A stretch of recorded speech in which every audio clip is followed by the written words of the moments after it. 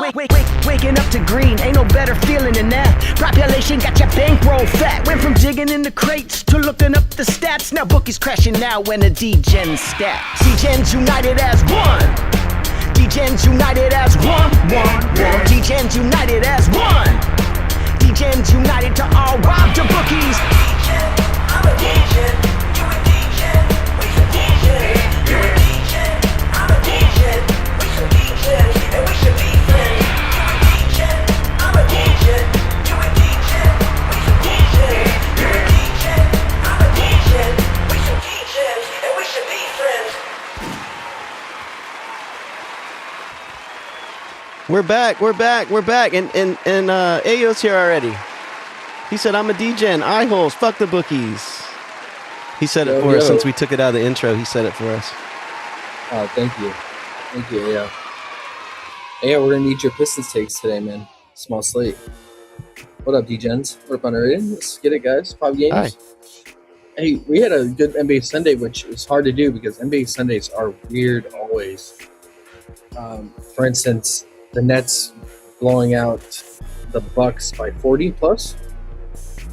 I know the Bucks aren't anything special, but the Nets probably the worst team in the league, and they lose by 40. Come on now.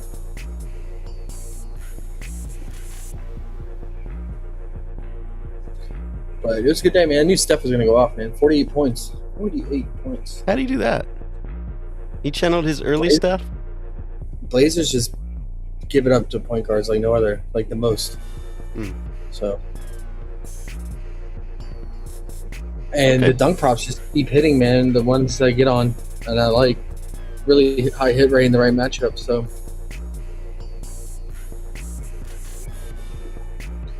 But let's get it, man. Let's get it.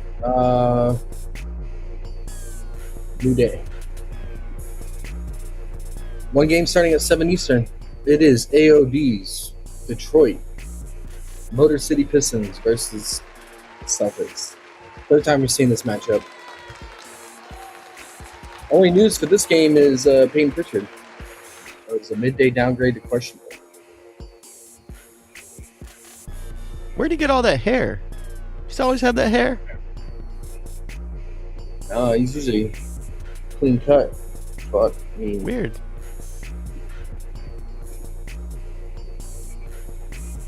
Ayo said, "Damn, that was free. I missed it."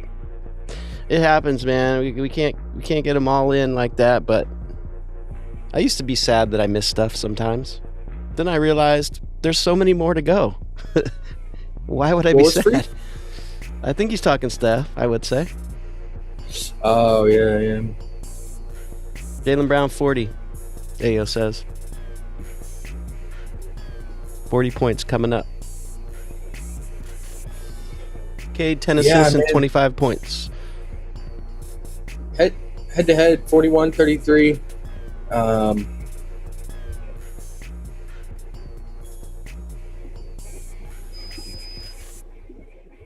Plays a little bit better at home too. Almost 30 points he averages at home, 28 on the road, and possibly no Peyton Pritchard, so that'll be huge. I like his free throw prop too, man. Pistons still top 2 in fouls, free throw attempts allowed. Last meeting at home, he went 7 of 8.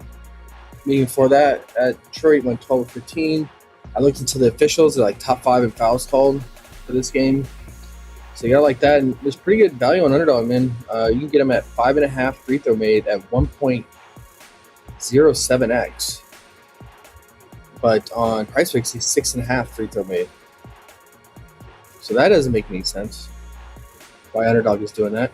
If you look at 6.5 on Underdog, he's at 1.13x. Interesting. They have different free throw bookies. Whoever they those do, because look at Cade, who also got a lot of free throws in this matchup. Celtics are like top 10 free throw attempts allowed. He's at 6.5 free throw made. Slight juice on the under, but on PrizePicks you can get his 6.5 free throw attempted, because he does miss free throws here and there. Free throw attempted. That thing you said the other day about field goals attempted, that stuck with me too. Uh huh. Certain players like that just go to the line. Oh yeah, field goal made. Yeah, field goal attempted and field goal made. Yep, yep. For guys who just are free throw merches, Mm-hmm. 6.5 is not bad. For the under, Duren's- yeah, my bad. Yeah, Duren's at 4.5 free throw attempted and 4.5 free throw made on Underdog, and you can get Duren at 3.5 made on PrizePicks. I think all those are live. He's one higher on Underdog with juice on the under, but Duren, he lived at the line in this matchup. At least one of them. He went 4 of 6 in the most recent meeting, and 12 of 13 in the meeting before that. So with him, I mean, it's just he's not obviously the most consistent free throw shooter. So you're gonna want a high frequency to the line for him to get 4. Feel good about 4. I mean, like he already went 4 of 6. So, but Cade at Boston went 14 of 16 on the free throw line, and then at home versus them, game before that, he went 7 of 7.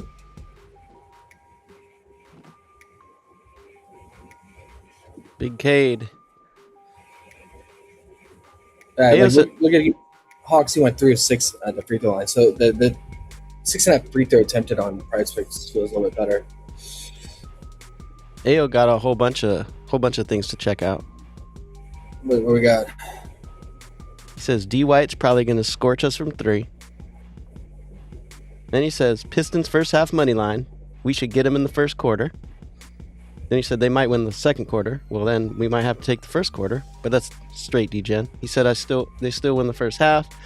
I feel big first quarter coming unless we partied in Boston, possibly. Too cold to party in Boston, and JB is our coach. He's not gonna let us slip. Okay. We're gonna body Jay Brown today. We're gonna frustrate him today, unless the refs blowing the Celtics off. Pause. And there you have it. I agree with all that. I was thinking about Derek White. I just don't know with Pritchard being out though, because I think if Pritchard's out, I think it's the first game that he has missed in the season, right? Let's see. Yeah. So we don't have any sample size, but Oh shit, Jay Main's here. what up, Jay May? What up, bro? Pritchard was diamond, dude. So I was thinking about Derek White under assists because in the last 2 meetings, the Pritchard played in both. He had 3 assists, and Pistons are allowing the least assists. 1, because they're a top 3 defense, and 2, they foul so much. So guys are getting to the free throw line; those don't count. This isn't like Euro international ball, so yeah, they're not allowing assists. But it'll change things up. Obviously, with Pritchard out, maybe Derek White has to make more, because in this matchup, Derek White would just chuck. I mean, he went 7 of 13, 6 of 18, and only had 3 assists in both games. I like the 7.5 alt under assists on Underdog, and they removed it. It's gone, so never mind. Yay. Like 0.67x too. It wasn't bad, man. Maybe we'll come back after the Pritchard news, and maybe they'll juice it up even more. But yeah, the 5.5 free throw main on Jaylen Brown, like AO saying, they're gonna be physical with them, trying to lock him up and draw some fouls. Being at home too. Let me stop you Thank real you. quick. Is Derek White 6.5 under playable? If you want to middle bet it, but yeah, he would have to land right on 6, which he does quite a bit. I thought you were saying go under. I was saying the 5.5 at 1.07x is decent value on Underdog. Oh, to go over. Yeah, Okay. I thought you meant under. My bad. I mean, 'cause Continue on. he had like 7. He had 7 and 12 in both meetings. So, Okay. and he's averaging on the season. He's averaging almost 6 made. Really, it's just lately he's been really getting to the line a lot. If you look last stretch of games recently, 8 of 9, 9 of 9, 7 of 9, 8 of 9, 12 of 16. He had a game where he went 2 of 4 against T-Wolves. They don't foul much. 7 of 8, 5 of 7, 7 of 9. He lands on 7 a lot, man. 8 of 10, 4 of 7. I would not take an under, even though it's value at 6.5 on PrizePicks. I would not take the under. Do the matchup. Pistons top 2 in fouling. Not to cut you all off. You're good, J-Man. Anytime, man. JB points ago. I mean, history says yes, right? 33 and 41, and then you take Peyton Pritchard out if he's out, being a midday downgrade. I mean, the shot volume's got to go only up. It took 32 shots in that last meeting at Boston versus the Pistons, and that was with Pritchard playing, and that was with 8 free throw attempts added on. So really, probably close to mid-30 field goal attempts. Took 25 in the other meeting, but then he had 15 free throw attempts. So really, like, what is that? Like probably 7 field goal attempts added on to that. So 30. Probably, yeah, minimum 30 field goal attempts because they don't count shooting fouls as a field goal attempt. So he's taking like 30-plus shots in this matchup. On paper, it's not a good matchup, though. I mean, like, almost half his points coming within 10 feet of the basket. Pistons top 3 against that. And then his other half of his shot volume is from pull-up shooting, and Pistons are top 6. But if you look at the players similar to him, 7 of 11 players got their point line against the Pistons. So it's really the free throws, man. Pistons are just giving it up. And then in transition, too.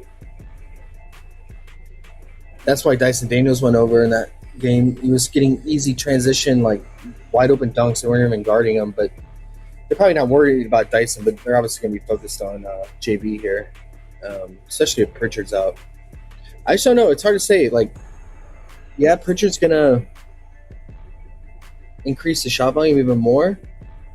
But that's not a problem for JB, obviously, in this matchup. 30 field goal attempts in both meetings. But does it make it harder for JB in the sense that the floor is not spread out as much because you don't have to worry about Pritchard being out there on the wing or over the break for three-point shooting, and so they can focus on JB more and crash in on him more? It's tough to say, man, because we just haven't seen a game without Peyton Pritchard.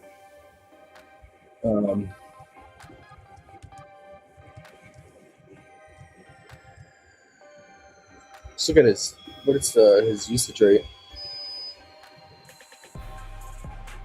Fluctuates close to about 20% usage in most of these waves.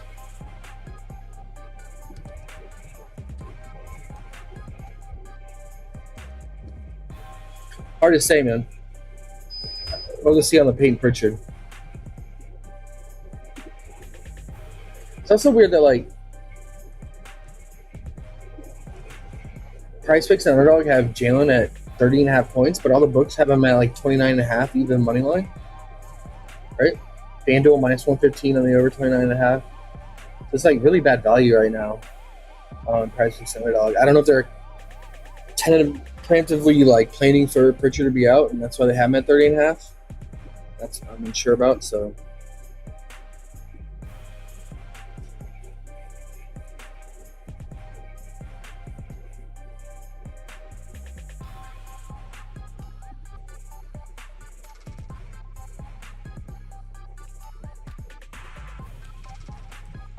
We'll have to see. I don't know, guys. I like Guido's alt unders on Underdog for sure. I mean, his shot volume's already really low. Terrible matchup for him. Within 10 feet of the rim, 99% of the shot volume. This is top 3. They're good at pick and roll, man. They play drop coverage. Only thing is fouls and then transition.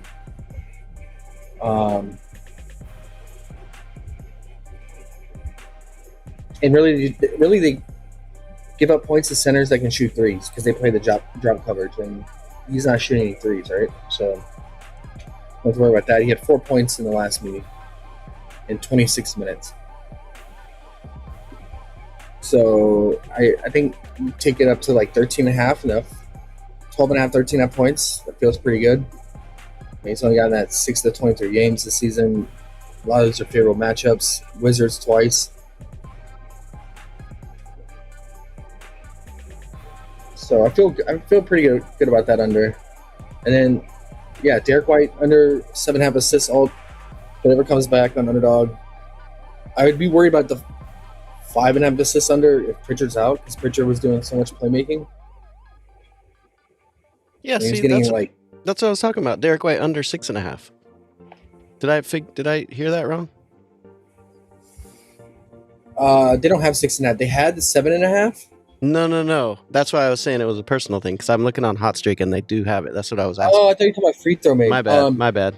Yeah, no. Yeah, you might just want to wait for the Pritchard news. Okay, makes sense. Because what could happen is that Pritchard could be rolled out and they could bump White's assists up, and then you could probably get it at a better value or better line at 7.5. Okay, gotcha. I know what you mean. Okay. Because they might bump him. His regular line's 5.5. With Pritchard out, they might bump him to 6.5 with juice on the under, and then you could catch him at 7.5. Nice, gotcha.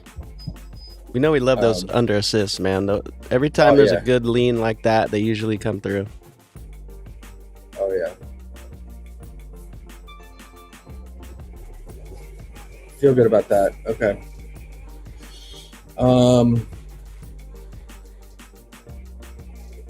That's it. I mean, yeah. For scoring wise, I only trust JB here. I don't trust Derek White, even with Pritchard out to score. And that's it. Maybe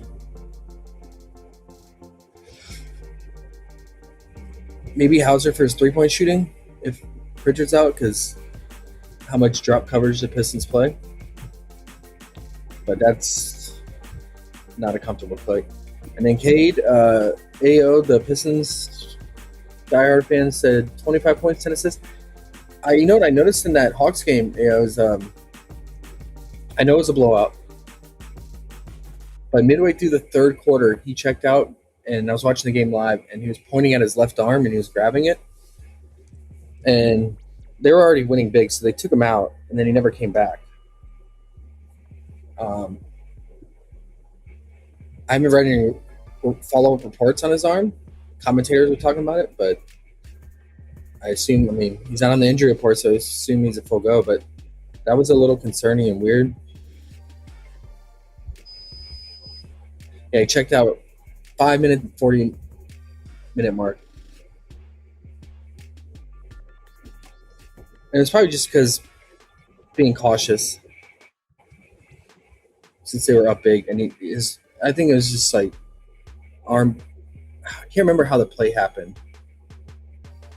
Like landed on it, I think, or something awkward. But that game sucked, man, because if you guys remember on Friday, we were building like a team plays, and we had Cade assists on there, 6.5.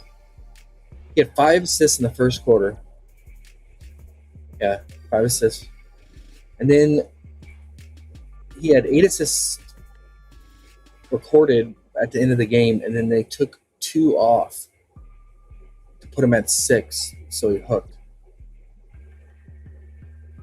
These stat keepers have just been ridiculous this year, man.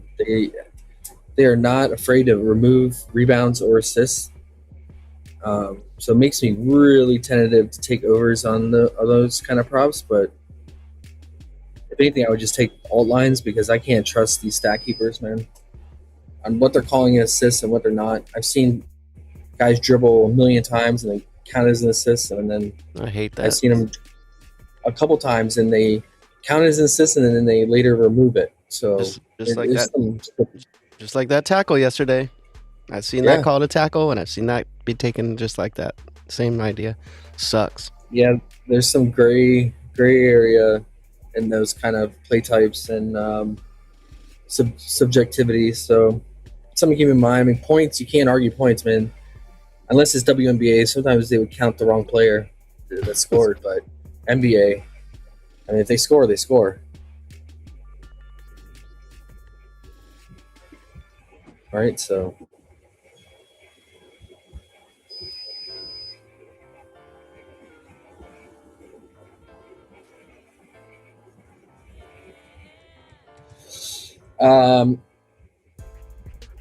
but Cade in this matchup, the playmaking, he had a ton of potentials in that last meeting, 19 potentials, but only 5 were converted. But he shot a lot in that game too, 26 field attempts, and like I said, 16 free throw attempts. So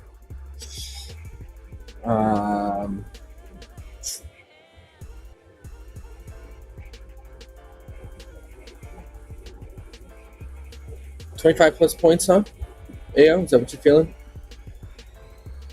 In Tennessee. Whenever that one time last year.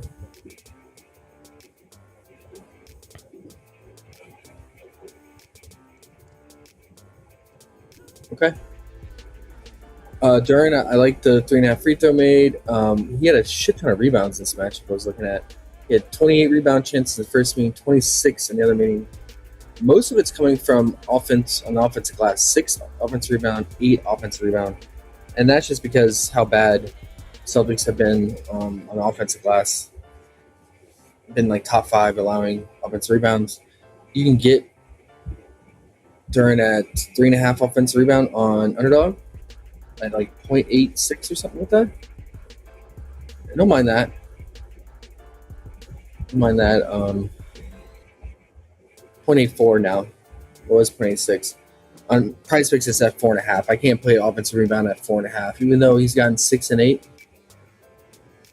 Too much variance in that. I think one I consider though is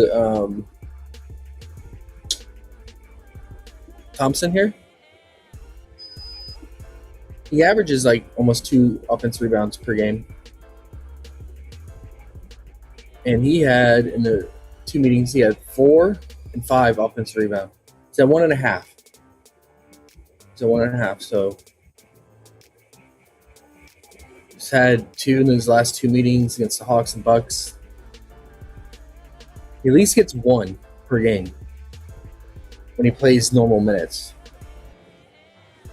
The thing with him is, like, does he stay out of foul trouble?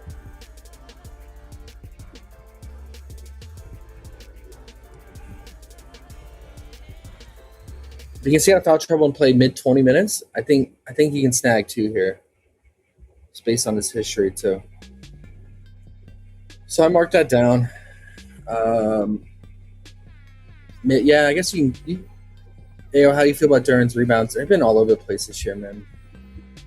It's really like it's getting done on the offensive glass. So it's at 11.5. Feels high, man. I know crushed in the last meeting, but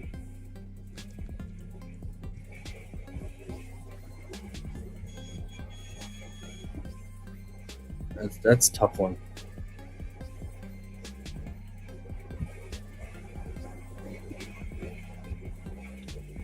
That's all I got, man. It's a 1.5 point spread, 229.5 total, average total. All right, Raptors Heat. Raptors playing, or he playing the fastest pace, right? What is Raptors at pace wise? Bottom 10. Raptors defense is pretty much average and everything. I mean, I guess they giving up spot up shooting. So it's good for Powell.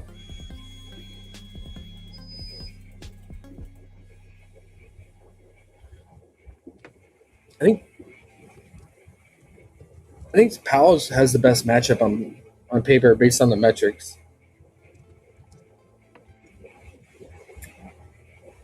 But he does score in transition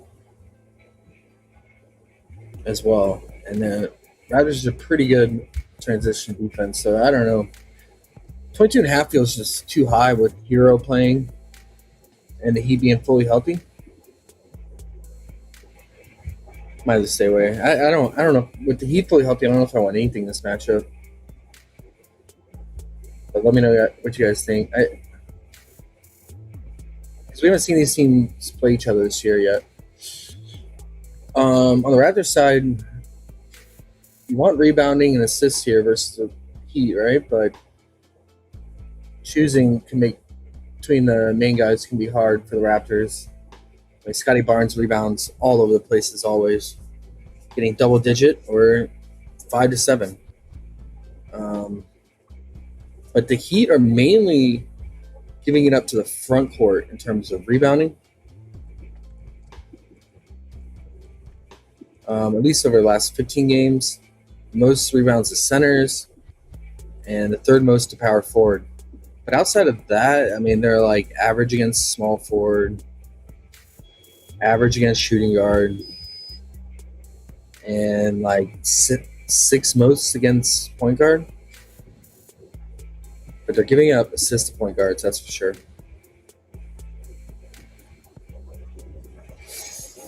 I mean, so really, just based on the data, it would say Scotty and Pirtle for the rebounding here. But Pirtle's minutes have been all over the place.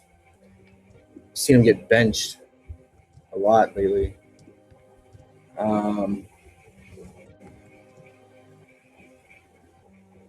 He's at 8.5.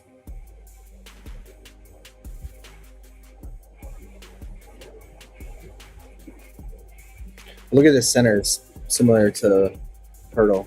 12 of 15 got the rebound line. I think he could be an all candidate to get him down to 6.5 just because of his minutes being so volatile. And you feel a little bit better about that.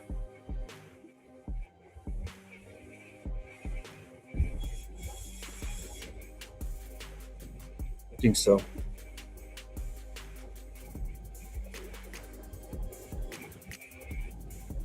What do you guys think? I mean, Scotty, man.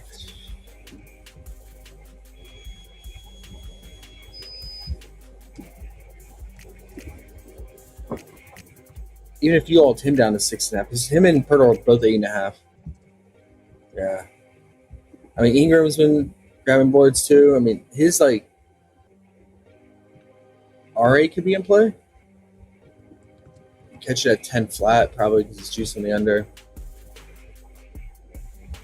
And then quickly, man, lately he's just not rebounding. What the hell's going on? 1 rebound, 4 rebound chance for the Lakers. 3. Those are tough rebound spots, but Celtics a good rebound spot. 1 rebound.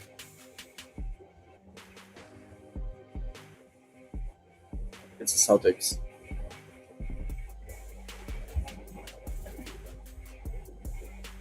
His playmaking, I would consider if it was 5.5. Due to the pace of the game and how much assists that he give up. The problem is, like, lately his potentials are so low. 7, last 2 games.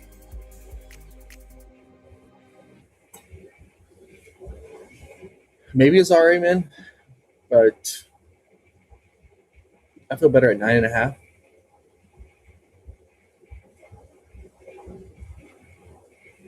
Yeah, I don't know how I feel about this game, guys. I do not know how I feel about this one. That night with Kate hurt my soul. J. Cole, I know, man. I'm telling you, I was watching it. He lost out on, like, probably because I think they pulled the starters not too long after he went out with that injury.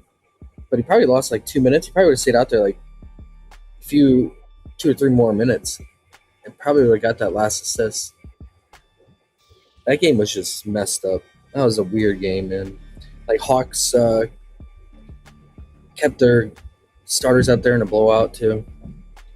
J-Man said White under assists almost a lot.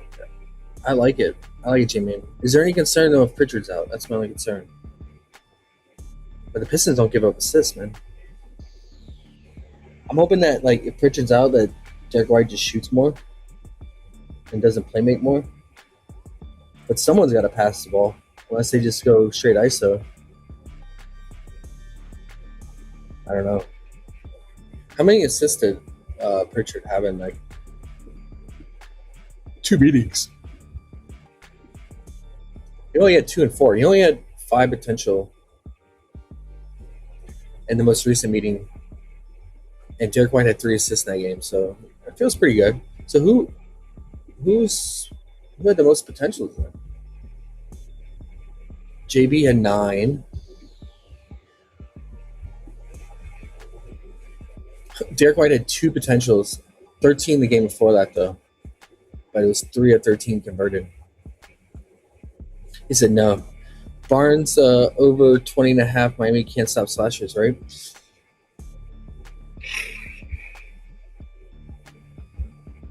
His shooting is so bad, though. Yeah, they're like near bottom 10 in transition defense. Post up, they're pretty bad with that isolation. God, he's just shooting so bad, though, man. 1 of 6 of 3 against the Knicks, 6 of 18.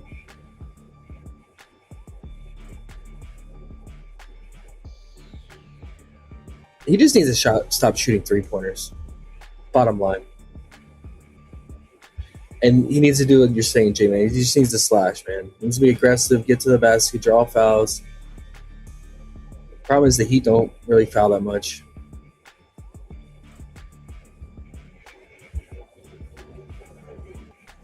His history last year, let's look at it. 13, 23, 24. Quickly was out both those games. And he's just... What's up, Sir Lotso? What's up? I like Barnes in the spot here, Jimmy. Trust your gut, man. I mean, what about just throwing on the rebound to help out? What if you do his PR? Because in this matchup, if he's hitting the glass hard like he has the ability to do, he has, like, double-digit rebound upside here. And maybe the rebounds can be enough to get you over PR, just in case he falls short of the points at, like, 19 or 20.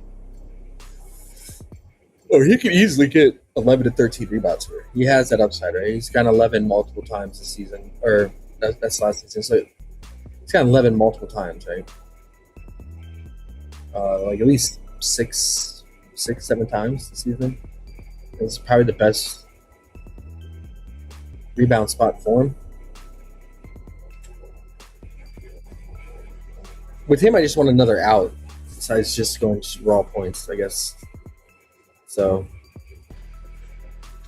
29.5. Too bad it's not 28.5.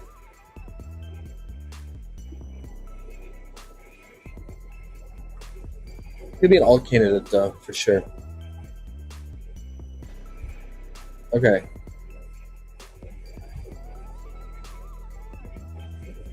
Yeah, Heat bottom 10 within 10 feet of the basket, so I see where you're going there. It's just Scotty's a hard click. For me, at least. Mavs, Jazz. This one's interesting. All right. Let's talk about both teams here. What are the Mavs? What's their weakness? What do they give up? They give up a lot of assists and rebounds to point guards. Am I right? So your last 30 games. Give up the most rebounds to point guards. Assists are up there. They're top 10. So the last 15. Yeah, they've been hanging around the top 10 for assists. Top 7 for fantasy allowed point guards too. So really, the point guards are getting it done. And then the centers too, right? They're gonna they've been top 5 for fantasy allowed centers, but AD's been out for a lot of those games. And if he's actually trying and he's motivated, we know he can play solid defense. So gotta take these numbers grain of salt. Let's look at the last 7 with him playing. So yeah, they're starting to creep back down. Still giving up points though. And then Gafford, Lively's done for the season. Then Gafford is questionable. And well, AD's questionable himself, right? But he went through shoot around, so he's probably playing. But Nurk is out, and Gafford is questionable. Okay, so it's really the point guard and centers here versus the Mavs, because what's their strength, and that is spot up shooting, especially the wings. They don't give up 3-point shots unless you go fake like MPJ, who went 6 of 8 or something like that. And then the next game, which was yesterday, he went 2 of 7 against the Bucks. So annoying. He just got lucky, man. Clowney didn't do shit from the 3-point line. Yeah, so it's a bad matchup for Ace Bailey for sure, right? 40% of his points catch and shoot. He does attack the basket though. We've seen him, slashing at dunks. But a lot of that's in transition. And Mavs are top 10 in transition defense. So I don't mind Ace for his under here. His points. It's 3-point prop, 1.5.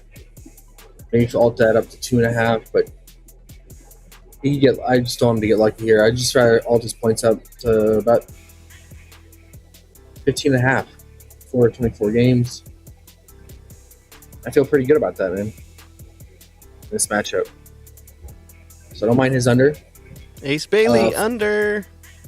Yes, sir. Even in good matchups, he falls short, man. The Nets was a perfect matchup for him. Spot up shooting.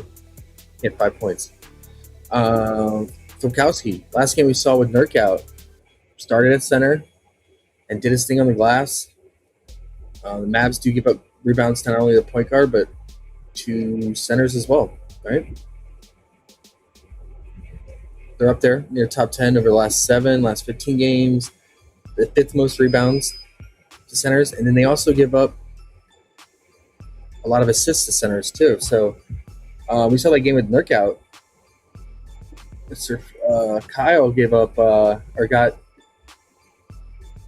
5 assists. It was a Nets game, right? With Nurk out. That's the only game that Nurk missed. And yeah, Kyle had 14 rebound chances.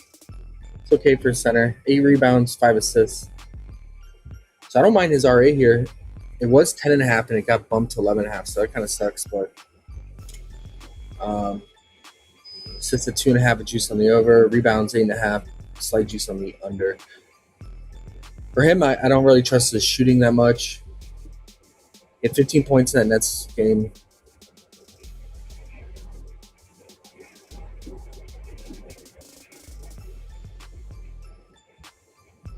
Last season, I'm trying to see how he did against AD. 7 rebounds, 2 assists, 14 points. I want to make sure, did AD play in that game? November 14th? He did not. AD did not play in that game.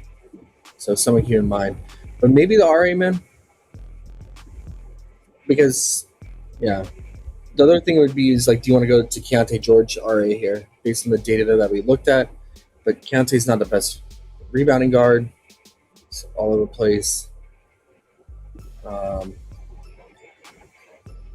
Nick's not a good rebounding matchup. He had 0. Only played 28 minutes, though. Or his assists. What I find weird, though, is that, so the Mavs aren't giving up catch and shoot threes. And a lot of the assists are converted off of those because there's no dribbling, right? You just catch and shoot, and that converts to assists. But I guess what's nice about Keontae is that, majority of his playmaking is in the mid-range game and near the rim. And that is all where the Mavs struggle because they're number 1 against 3-point. But then they really struggle once you get closer to the basket. So that's nice for Keontae's assist, if you want to consider it. But I think, based on the data, I think the RA is kind of nice. Oh, there's juice coming in now on the 10.5. Yeah. You consider his points because he's not much of a catch and shoot as Markkanen and Ace, so he gets it done everywhere. And the Mavs aren't that good against pick and roll ball handlers either. But I would lean the RA. I think it's a good alt candidate too, man. 8.5, pretty good hit rate on the season. Even in bad matchups against OKC, he had 8. And I think Nurk being out helps too. He had 15 RA the game when Nurk was out. He had 5 rebounds, 10 assists. Because Nurk would play make on the high pick and roll, and then obviously Nurk would rebound too. Oh yeah, I would say either Kyle or Keontae's RA kind of makes sense here. Jamie, this is a Laurie type of night. You think so? Speaking of fouls, I saw Clearwater free throw type of 0.5 on PrizePicks. I thought that was interesting. Raptors will foul for sure, especially if he's going against an undersized Sandro. I can see it. It's just can Ware get enough minutes and shot volume? Minutes have been all over the place.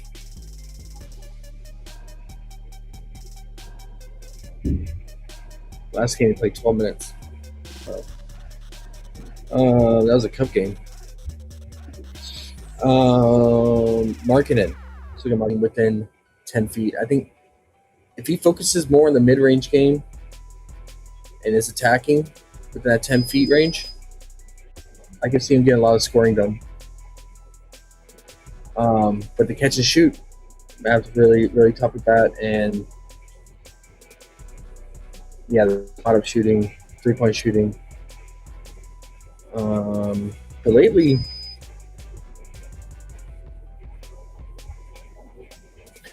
he hasn't been needing he started the season hot from 3 in a high volume from 3, and that's why he's racking up like 30 plus points. Like he went 4 of 13, 6 of 13, 4 of 11 from 3. But lately he's been getting it done without the threes. Like against the Nets, he went 2 of 5 from 3, but he still dropped 30 points. He only took 3 threes against the Rockets, went 2 of 3. So he can definitely do it without the 3-point shooting. Yeah, I can see that.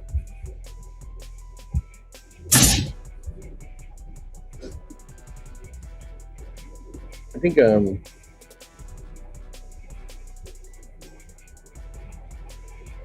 interesting line would be 7.5. 3-point time under.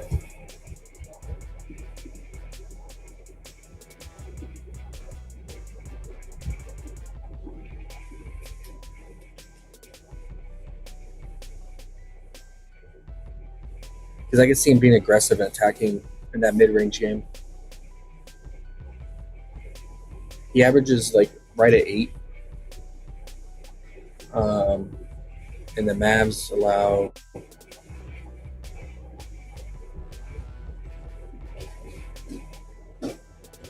fourth least 3-point attempt.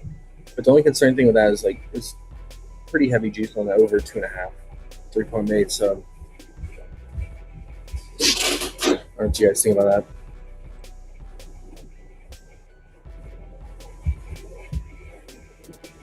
I might personally just leave him alone, but I don't mind the ace under.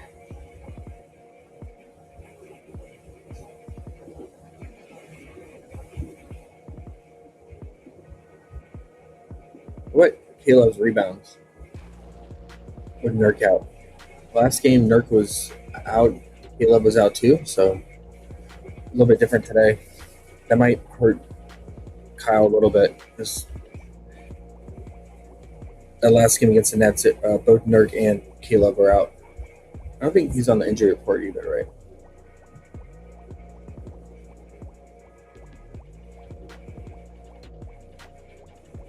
No. Man, if you get 20 minutes of Kevin Love versus potentially Dwight Powell, it feels pretty good, guys. I just don't know. Is he going to play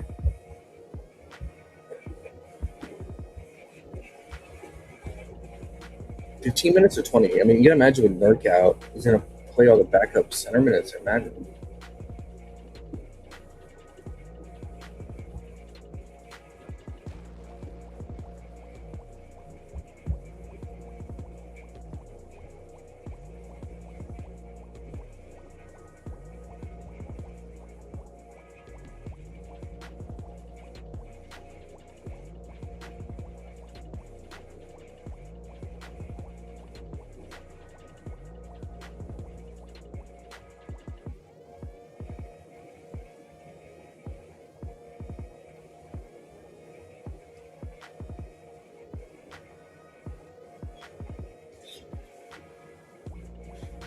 Yeah.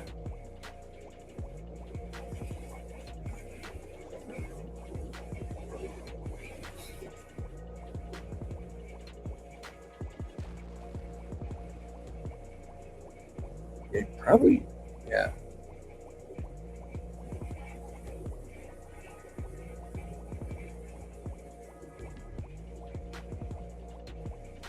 We probably get 20 minutes here, guys.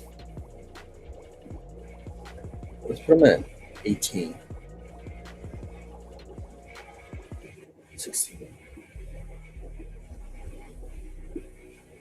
18, 20 minutes. It's about. Damn, what about his PR? Am I tripping for wanting old man heal up here?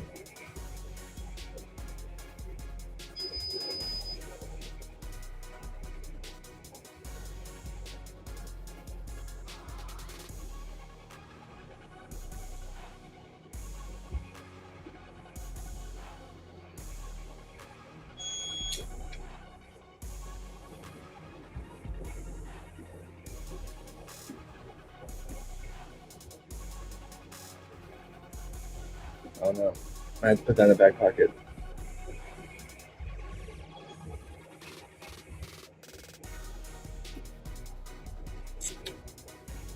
But for the Mavs side, it's a good matchup for flag again, transition. Jazz bottom 4. Spot up shooting. He doesn't do much of it though. It's really the spot up shooting you want. And that's gonna be guys like PJ. Most of his shots are gonna move to spot up in transition.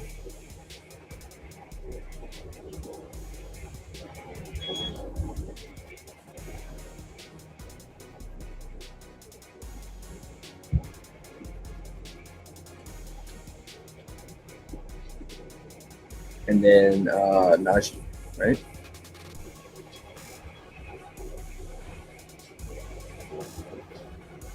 Yeah.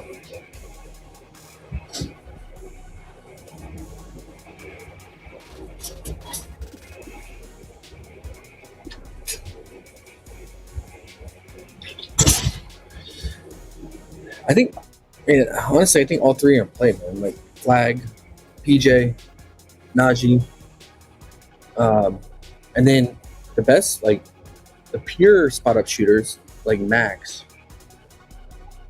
All of his, I mean, he does score in transition, which is nice. But yeah, spot up shooting and the catch and shoot, and then the Jazz are dead last against 3-point shooting. So I think Max to 7.5 points feels pretty good. His 3-point prop, you get decent value on FanDuel at minus 142.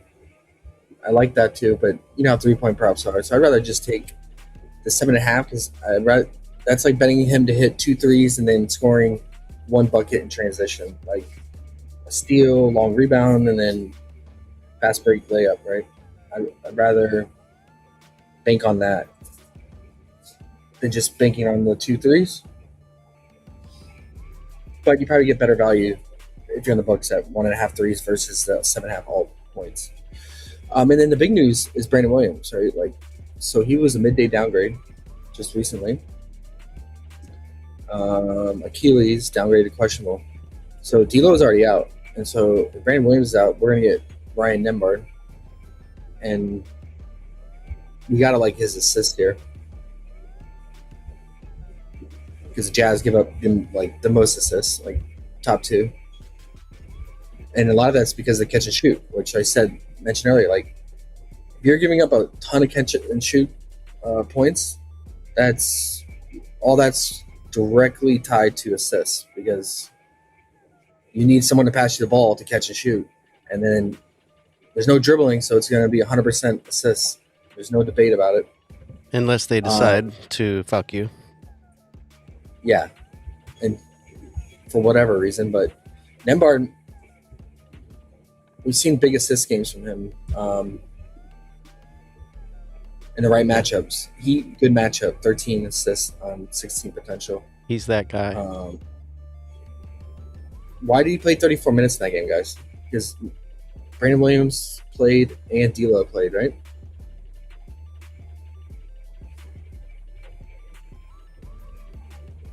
They have him at 6.5. No. What's That must have been what he was last game. I imagine if Brandon Williams is out in this matchup, Jazz running the top 5 pace, top 3 worst defense, give up the most assists. Like, I imagine Embiid will be 8.5 juice on the under. What do you guys think? That's my guess, because his normal line coming off the bench is 6.5, where he plays like 25 minutes.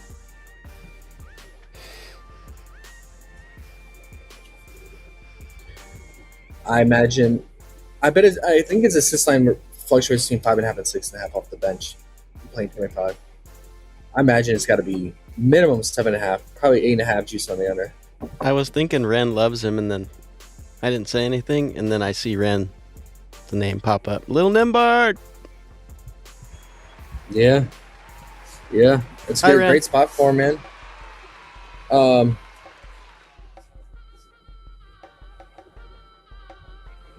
Jamie Laurie, marketing rebound 8+ 4 of the last 5 games. AD gonna eat tonight. That's a good point. So we talked about all the other. I mean, the problem is that like all these Cavs guys. I mean, Clay. I can't do Clay. Yeah, he's looked a little bit better lately, and he's a catch and shoot guy. It's Jazz. I've not played Clay at all this year, and I don't plan on it. But we like Flag, good scoring potential. A little bit less though, because it doesn't score much in catch and shoot. But then, like PJ, like Najee, Max Christie at a low line. But AD's also in a good matchup. J-Man brings up a good point, because I mean, he should own Kyle, right? What did Claxton do in that matchup?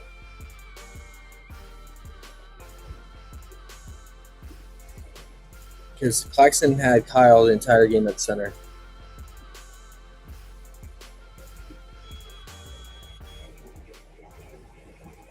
"12 points, 4 assists, 9 rebound, 1 block." But he's got to compete with the fucking MPJ for shot volume. And 12 is pretty high for Clax. He took 12 shots that game. MPJ, how much shot volume did he have? Oh, MPJ didn't even play in that game.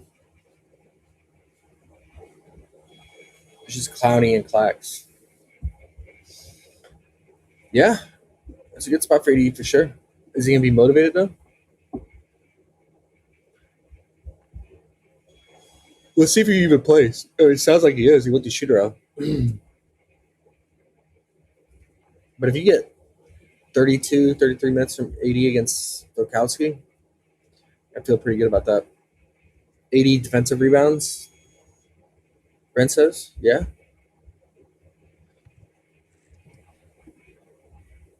But Mavs giving up the most to backcourt, right? They're gonna They're gonna have the most rebounds to the backcourt of any team. Centers, they're top 5. Or sorry, we're talking about Jazz.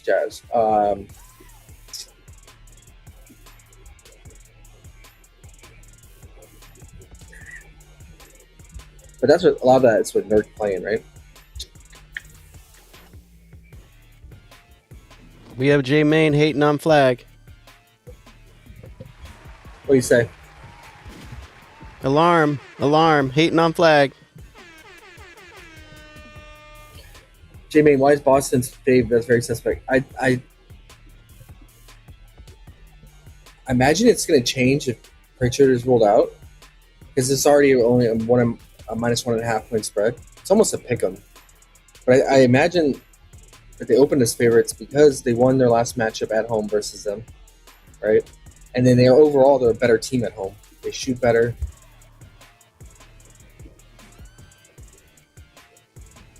8-4 at home. Hey, we have another Pistons That's right. fan.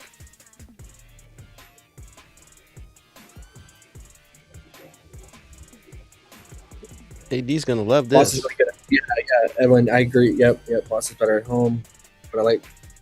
Yeah, I mean, especially Pritchard's out, man. I know some games he doesn't do much, but like he does play make even when he's not scoring. I think it would be a pretty big blow. I mean, to rely on Simons to make his shots is never feels good. So I would take the Pistons for sure. J Main said no I would hate. take. He loves Coop. I mean, problem is like so many guys for the Mavs could eat in this matchup, and so do we just get diluted points across the board? Like everyone's scoring, right?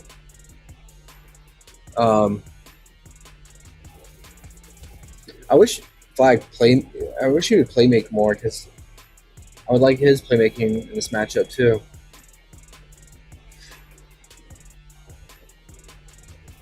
Let's just Hey, hope that Brandon Williams is out so we get Nembhard all the way. I still like Nembhard assists even if Brandon Williams plays. So I'm sure Brandon Williams will be limited somewhat. He's still going to play mid 20 minutes, and then we should get Nembhard playing mid 20 minutes too. And actually, it'll keep his assist line down if Williams plays too. It'll keep it at like 6.5. So, but do we really respect a banged up Boston squad at home? I don't. I respect the Pistons squad for sure. But for whatever reason,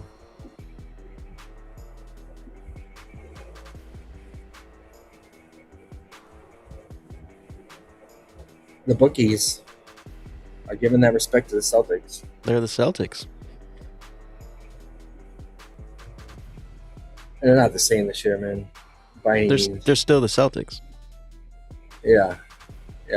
Not saying. I mean, they're the and same, Walsh is on a fake shooting spree right now. Like this is going to come back down to reality. He's not going to go 3 or 4 from 3, 4 or 5 from 3. but- You know, it's like, and you know Simons. He's the ultimate yo-yo. He'll Strange drop guy. 8 points or 20 points. Yeah. Mavs are tough, man. Like, choose from. I like all these guys in this spot. I mean, how can you not? I mean, Jazz are horrible. J Main They're says second fuck worst flag though. rating. He says he's not a flag guy. He only has a 20% hit rate to this number on the road. He's going under flag. And the biggest flag lover, J Cole's here. What's up, J Cole? J. Cole, what you think? What you think?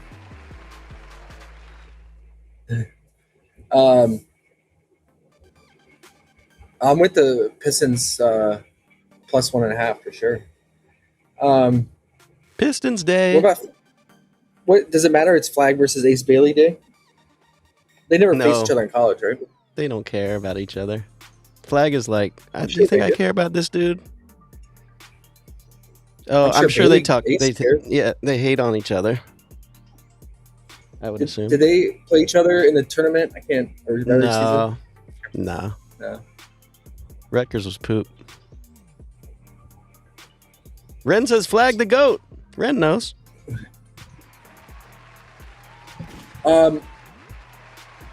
Yeah, wait on Nembhard assists. I'd like it either way. If Brandon Williams plays or doesn't play. And then Najee, I don't mind his PA or his 1.5 assist alt. Feels like a really good lineman at 1.5. And against small forward and power forwards, Jazz give up the most to small forwards assists and second most to power forward. So, and he's been playmaking.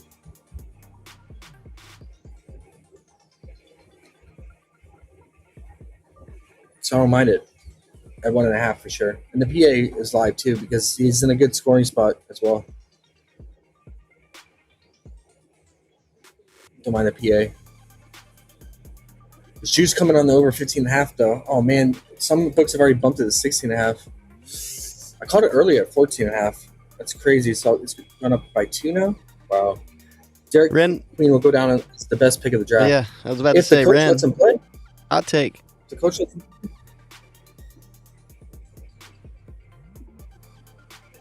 Queen's pretty good. He's got a motor. But he needs like Zion to get traded and or Trey Murphy or someone and just give him the minutes. Let him go. Let him go. Free him. Yeah. What do you guys think about? Let's rank order this since we like them all. Let's rank order Najee, PJ, AD, and Flag for scoring. Let's do a poll. I'm already gonna do. I like Christie at the 7.5 ball. I really like that. I think it's a good pair with like Najee's 1.5 assists or Nembhard's assists. But outside of that, how do you want to rank this?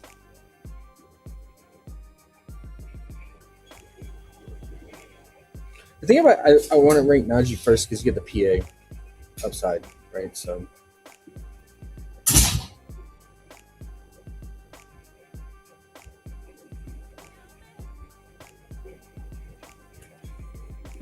with PJ,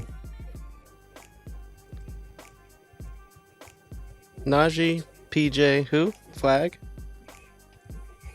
and AD, yep. How should we rank order this?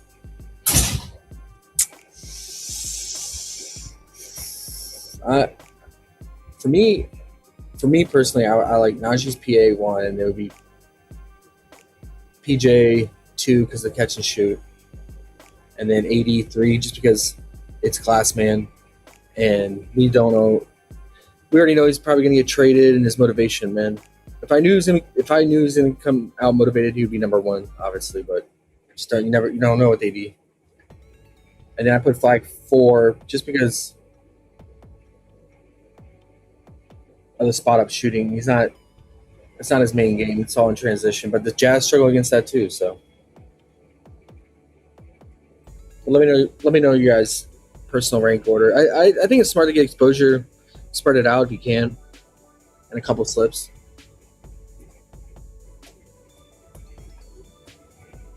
I can see a lot of these guys having good games in this matchup. Jonas 8+ points, 17 straight.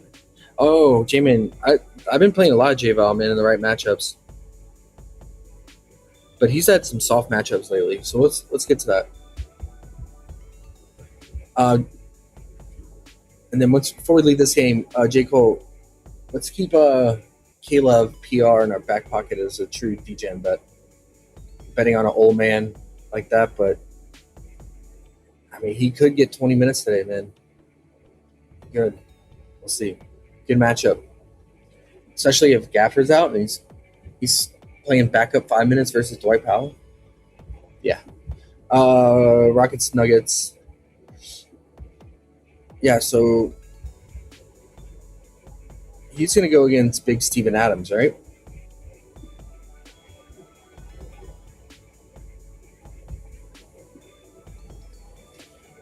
Because most of J Val's minutes in a close game come in the first half. Because he'll open the fourth quarter and Jokic will go to the bench, start of the fourth. And if it's a close game and if the Nuggets are trailing, Jokic will come back in early, like 9-minute mark. So really, J Val only plays 3 minutes in the second half in a close game. But he'll play 8 minutes. 8 to 9 minutes in the first half.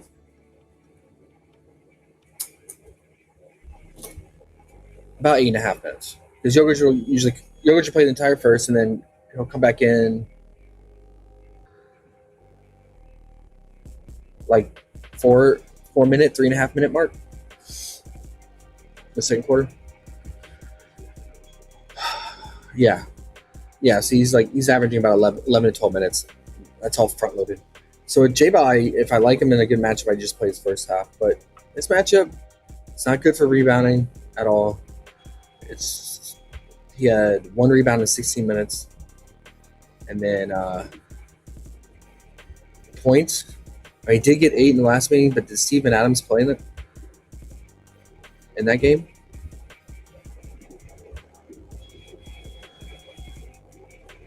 Steven Adams did play in that game. Yeah, I don't know, man. Like, J-Ball has been good on this stretch of games. He had the Hawks was a good matchup. The Hornets, the Kings, obviously a really good matchup. The Mavs too. Pacers for sure. Pacers and Kings are like the worst right now, man.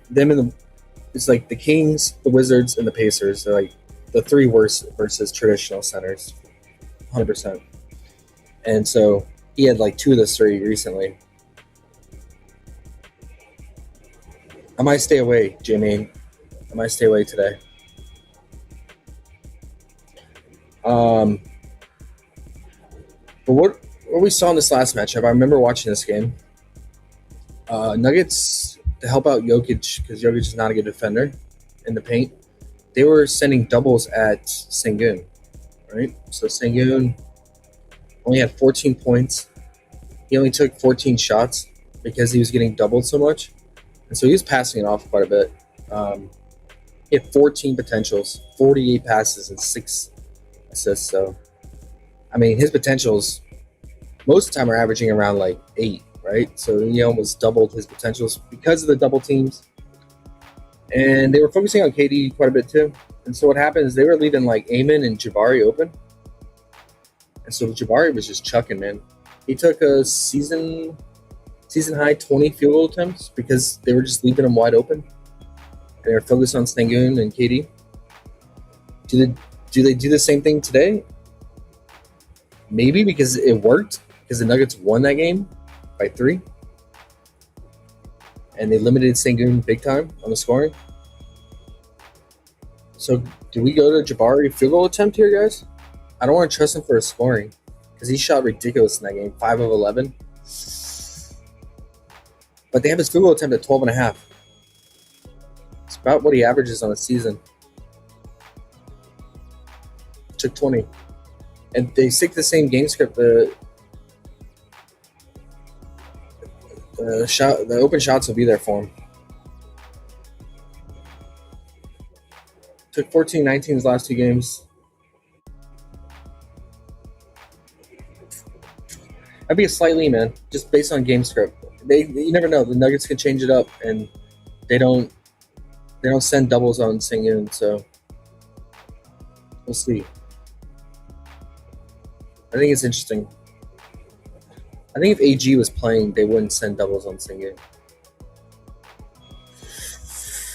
He would just be a help defender and the low block. So yeah, I can see the same thing happening again. I mean, KD didn't do shit that game either because they were focused in on him. I don't trust Amon. I mean, Amon, again, he took, like I said, they left him open too, and so he took 18 shots, scored 22. Nuggets are bad against pick and roll ball handlers. They've been struggling in transition too lately. Yeah, Amon and Jabari should be left open today. I guess if they do that, you can consider Sengun's assists. I would like it. Yeah, I was gonna say 5.5. I think it's playable, but you gotta. It's juice, right? Minus 150. Hey, bro, I have a question. Do you have your plays for this month tracked? How many units of profits lost? Oh man, we've been up big time this past month. But yeah, we track it. See, this is yesterday on Sunday. On the entire season, I'd have to go back and calculate by hand, but we're definitely up on the season for sure. For sure. He's been over 6 straight. Who? J-Ball? Yeah. But like I said, man, we looked at the matchups, really good matchups, right? And a lot of those game script dependent, like whenever the Nuggets blow a team out, he's going to play more minutes in the fourth quarter, like he did in that Kings game. What about Sengun assists? I think you get down with that. If you want to go off that game script that he's gonna get doubled again. And Nuggets, Jokic had a game, but he shot crazy from 3 that game, right? What did he shoot?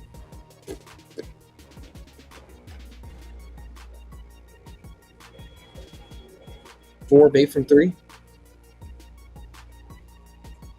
Made 8 free throws.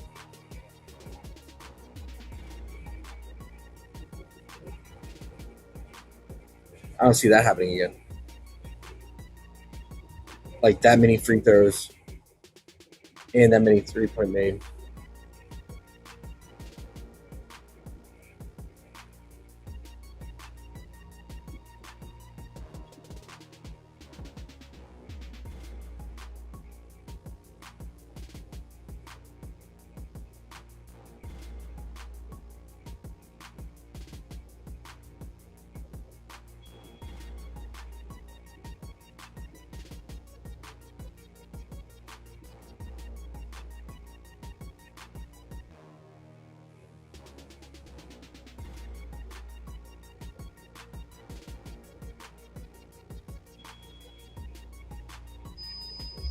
I was looking at his threes, like they have his 3-point attempt at 5.5 on PrizePicks as a demon. I think it's just kind of interesting because he does seem to take more threes against the Rockets, at least the last 2 meetings. It's probably because the Rockets tend to play drop coverage at times, and especially against a guy like Jokic. It's interesting. He went 4 of 8 though last meeting. Then he went 3 of 5 the meeting before that. It's like right there on the line. I feel like that is really just dependent on if he's making his threes or not. But yeah, what do you guys have for Jokic, man? Canada, Romania, Russia.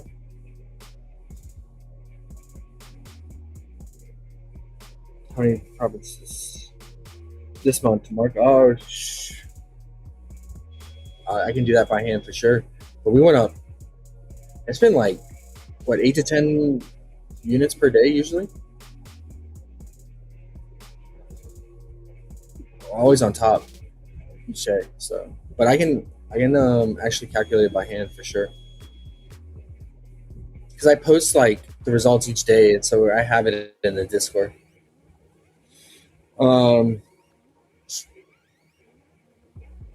I don't usually attack the Rockets for anything, man. So I'm probably good on the Nuggets, unless you guys got something. I feel like average against pretty much everything.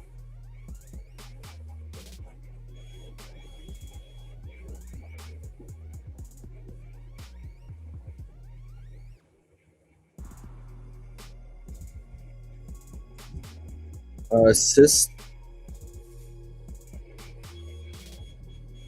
4th least assists allowed, but Jamal's still dropped 10 on their head. He had 20 potentials in that game. That's interesting.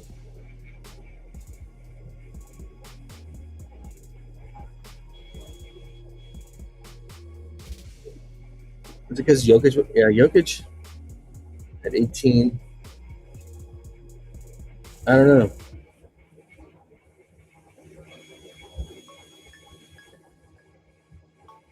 Just like an average matchup for all these guys, especially on the catch and shooting, within 10 feet, mid range.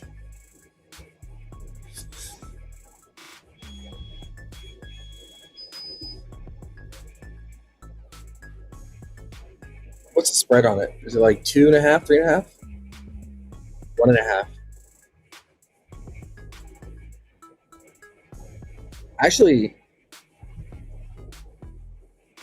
I think J-Val PRA under J-Man is in play because if it stays close, like the bookies are implying at 1.5, it's gonna barely play in the 4th quarter. Then he's gonna play 3 minutes,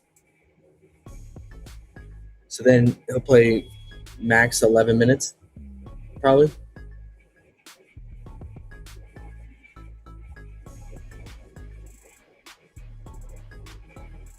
He had 1 rebound at 16 minutes in that last meeting, 0 assists and 8 points. And his PRA is 14.5. Might have to consider that.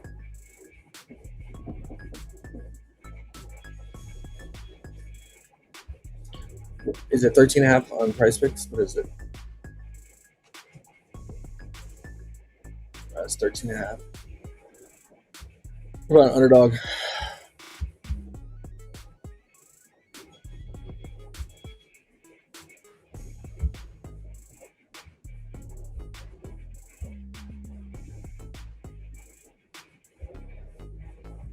They don't even have him up on the board. I don't see him yet. All right. Last game. Grizzlies and Clippers. I can't really do anything with Clippers, man, because we don't know if Harden's playing, right? Questionable.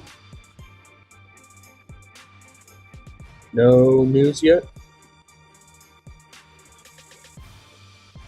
I think whether he plays or not, I still like Kawhi in this matchup. I mean, the pull-up shooting is most of his shooting at 56%, and Memphis really struggles against that bottom three.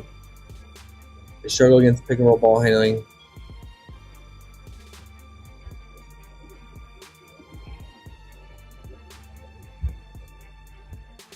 And Kawhi went off. It was two games against them.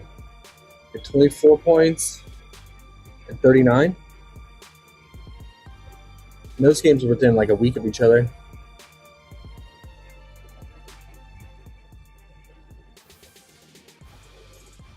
He was chucking from three against them. Memphis, they do struggle against three-point shooting as well. Bottom five.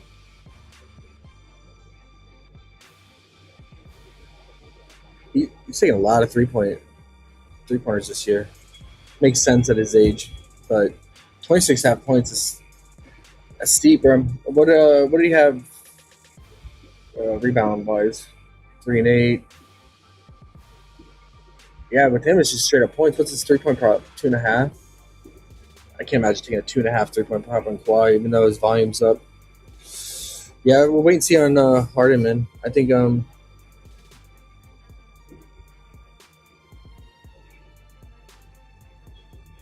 have we seen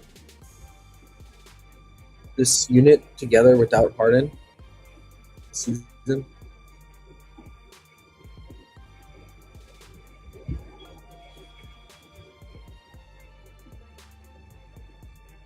No, this will be the first time.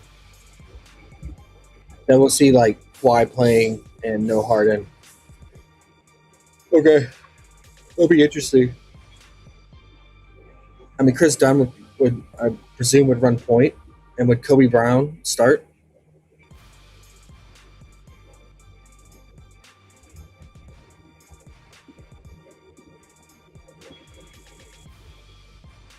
I mean, Dunn's assist would be interesting if Harden's out, but I don't know what it would go to. Right now, it's at 3.5. But yeah, I mean, if Harden's out, you obviously got to like quiet shot volume here. And the question is, do we get down with some John Collins or Zubac here? Definitely a better matchup for Zub with Edie out, man, because both meetings Zubac went against Edie and was stopping every center in his path before he got injured. And so if you look at his history, you're like, oh man, it's really bad. But yeah, you gotta remember he's going against Edie. And the interesting thing is in these games, definitely the first game, I went back and looked. All 9 of his points were against Jock when Edie was off the court. So basically, Zubac in that first meeting scored 0 points against Edie and got all 9 against Jock. And then definitely 6 of the 10 points were against Jock in the second meeting. I watched that, and it was in the second quarter. He got 3 buckets in a row. All 3 were against Jock. And then I don't know about the other 2 buckets. They might have been against Edie, or at least one of them. But much better matchup today with Edie out.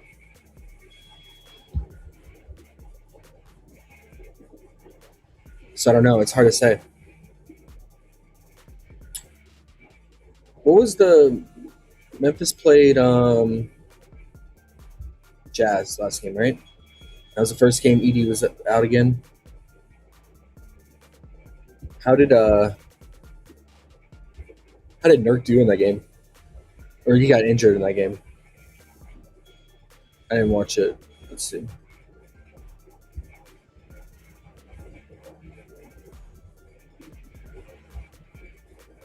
Job 13 points, 28 minutes. It's a lot for Nurk, bro.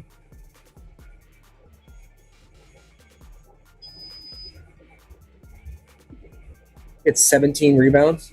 Fucking kidding me? So they're getting killed on the offensive glass now. With Edie out. He had 7 assists too. That was a monster game for Nurk, man. Holy shit, he almost triple dub in 28 minutes. What's RA at? 14 and a half?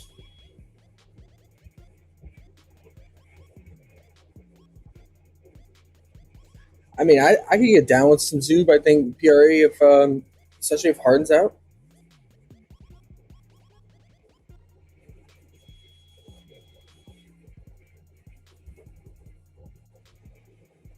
They might run the offense to Zubac more too on the pick and roll with Dunn.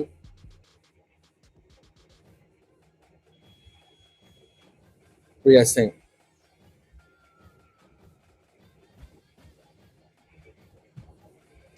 It looks like, I mean, I remember this, but before Edie came back, Jock was getting cooked by centers. Like, Memphis was like a top 5 team to attack in the front court. And then right when Edie came, the shit was on lock, shut down in the front court.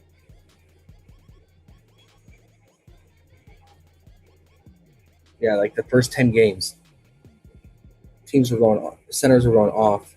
I know Bam had like fucking 21 points in the first quarter against Shot.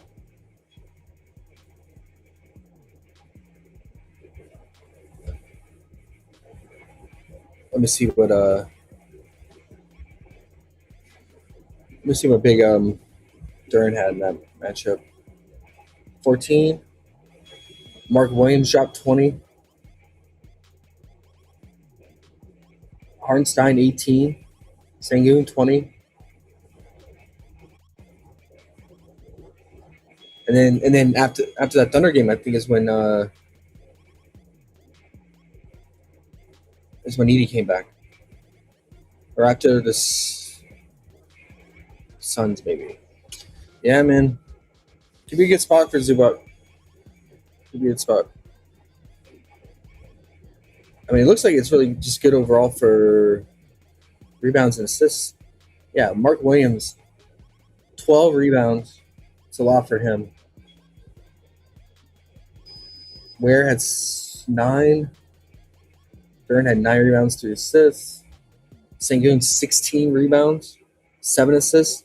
I think the PRA is the way to go, guys.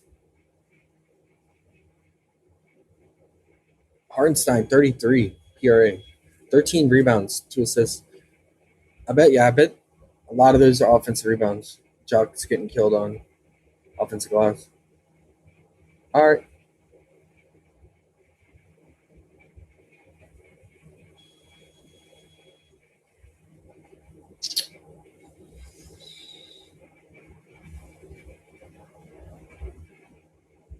And then obviously Clyde if Harden's out too. But 26.5 feels high, bro.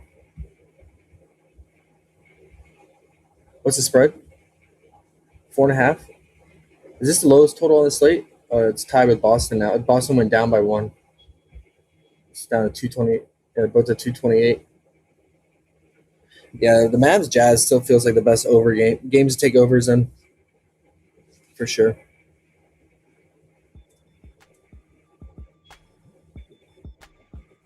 Ren, if you're still here, are you taking Jokic? It's going to teach a little baby Jokic on who the real Jokic is.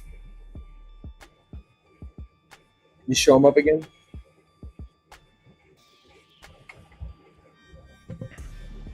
Ren's rolling his blunt right now. He can't type back.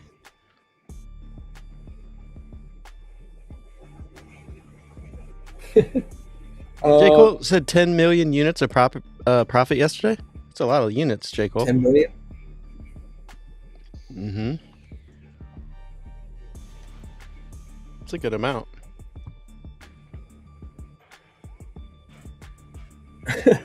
J. Cole. Memphis, man, Clippers. They give it up to catch and shoot as well. Bottom 5, pull up shooting, and they get killed by a 3-ball.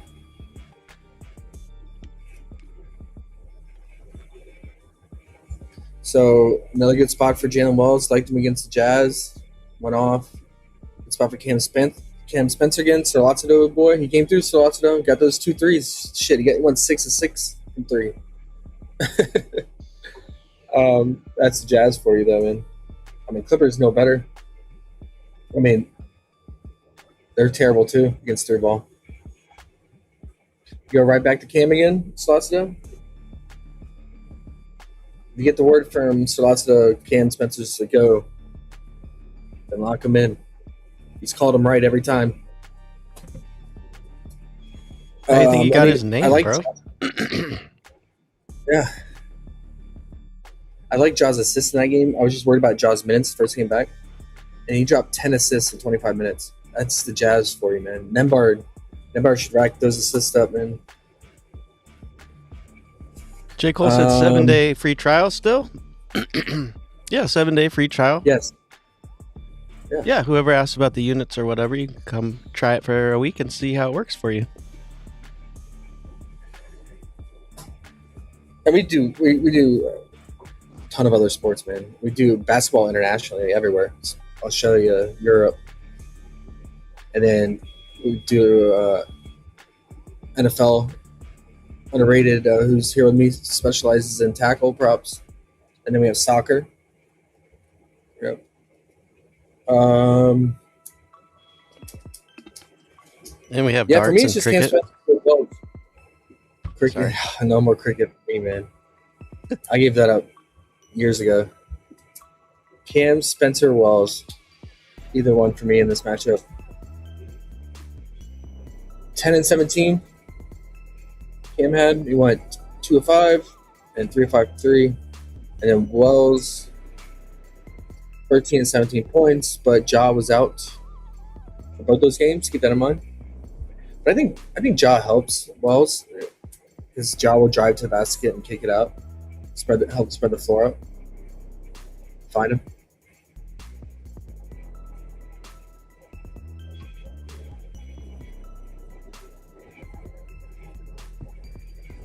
Let's look at games this year with Ja.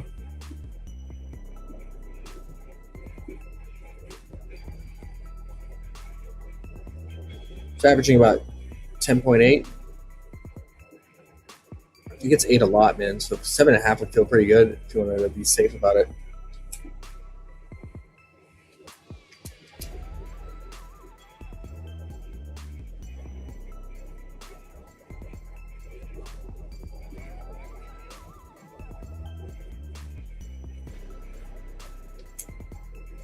Yeah, with them, man, it's just, are the three ball, is it falling or not? Although Jim Wells can score in transition a little bit more than Cam Spencer, so maybe if I had to choose, I would go all line on Jalen Wells.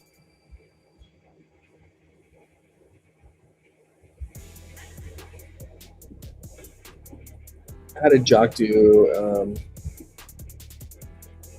He was playing backup center minutes, so he was going against Brolo, which is like the best matchup possible for his backup center.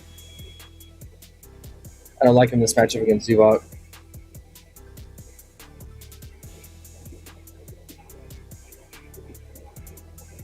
Although it's a good 3-point spot for him because Zubac does play drop coverage for sure. He won't come out to that 3-point line.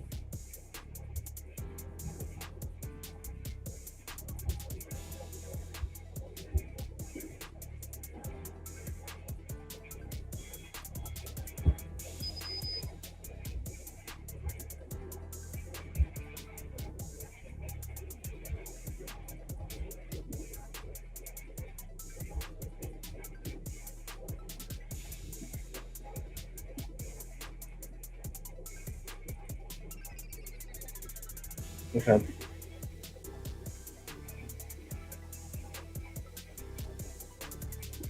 I bet Ja doesn't play second game back. I bet he plays still within like a 28 to 30 minute range. I doubt he goes over 30 the second game back.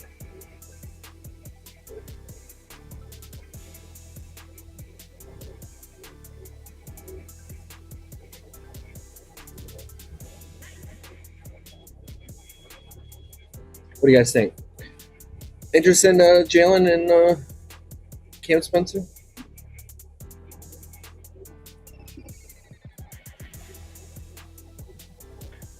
I feel like maybe it's just matchup based, but I feel like the Clippers have improved their 3-point shooting somewhat. At one point, it was so bad. I mean, KD went 3 of 5 against them. Or Jabari 2 of 8.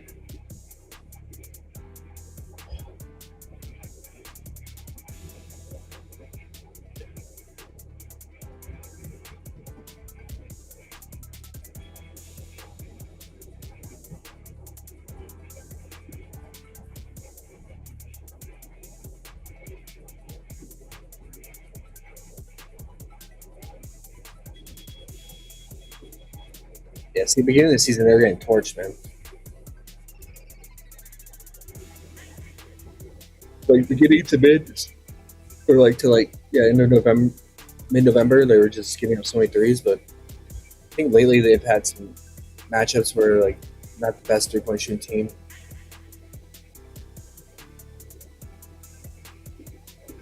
But they just, I mean, we saw these teams play 10 days ago, so. Yeah, I'll probably have Jalen, well, it's all points in the slip, and then Cam Spencer as well. And a separate slip.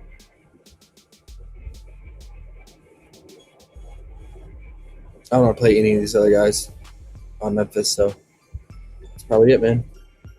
Might consider Zubac, PRA.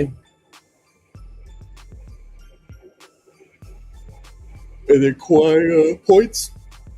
Probably alted down. It's too high for me at 26.5. And it's only going to go up if Harden's out, unless they just are putting this line at a higher line just in case Harden's rolled out. And then if Harden's rolled in, I can see it going down to 25.5. So I would wait on the Harden news if you want Kawhi, for sure.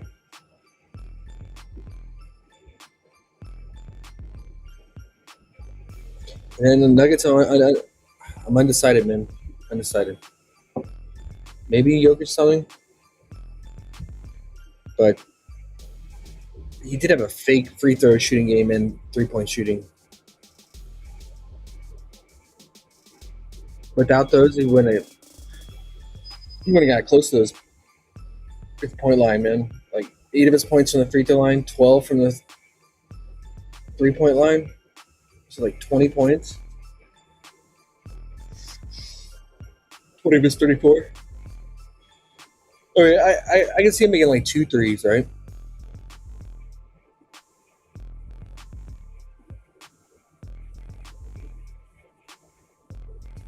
Two to three, but not 4. And then his free throw shooting, like 8's a lot for him. I feel like no one gets 6, 4 to 6, 5 to 6, depending on the matchup. But the Rockets can be aggressive on defense, so. I think that's everything. You guys have anything else? Man, shout out before we get out of here. Post our notes in Discord, finalize it once the injury stuff comes out. I'm going to wait until we get all the final injury news. Harden, AD, Pritchard, and Brandon Williams. That's like the main 4 waiting on. We should get the Pritchard news because that's the first game. But the problem with the Harden news is like that's the late night hammer at 10:30 Eastern. So probably won't get that. We might not get that news till after the slate starts at 7. So I probably just have to scratch that game off for like the entire start of this entire slate. Okay. Back at it tomorrow. What is it tomorrow? Oh, tomorrow's one cup game, right? One game. So I probably won't stream that, man. Or we can. If you guys want to hang out. Is there any Euro the next day? Lots of Euro tomorrow. Is Euro tomorrow? Yeah, a whole bunch. What time? Two of them are really early, but I think there's a couple. Could be wrong if it's. I looked at it for tomorrow, but I don't know how many. Let's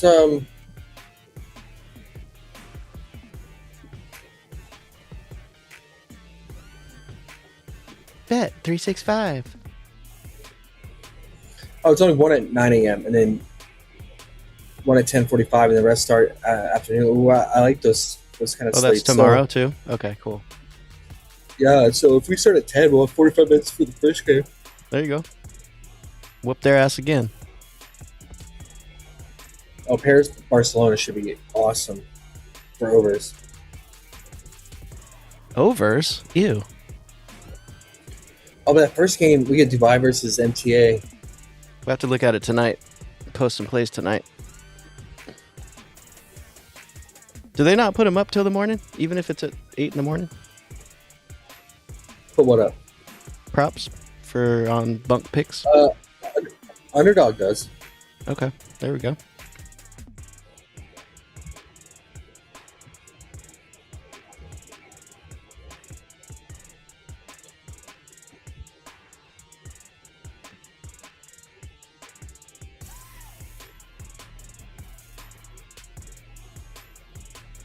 Yeah, I think Paris Barcelona, the last game on the slate, probably the most interesting one. And then obviously whatever injuries are out there that opens things up for guys. All right, so we'll stream at 10, focus on Euro, and then we'll go over the one cup game. There we go. And then Wednesday, only 2 games, so are we gonna have like a massive Friday slate? 5,000 games my God. Thursday. Oh my god. Thursday. Might have to do a Wednesday night Thursday. stream. Jesus, man. Or a 9 a.m. Thursday until 2 p.m. Have 5 hours of fun. Yeah. Yeah. There's a lot of interesting matchups in the Thursday slate too, so it looks pretty good. And There's probably no news to keep up with.